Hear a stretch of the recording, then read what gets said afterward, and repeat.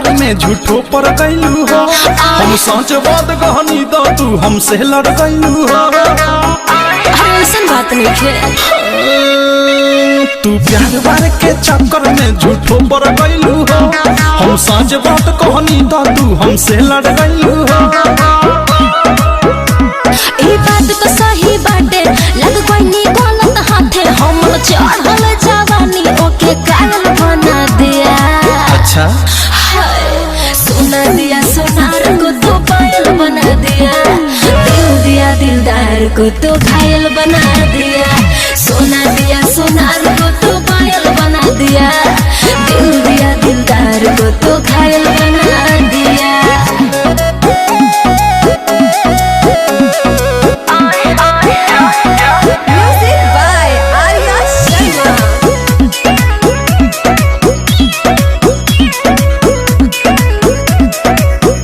आजकल कोई प्यार नहीं करता है। अच्छा। सब जवानी के जलावा पे मरता है।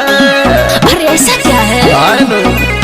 सुनो, आजकल कोई प्यार नहीं करता है। सब जवानी के जलावा पे मरता है।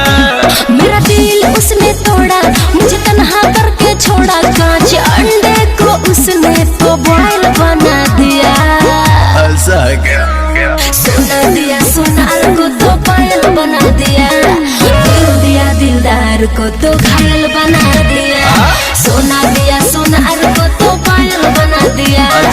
दिल दिया दिलदार को तो घायल बना दिया। मैंने पहले ही बोला था।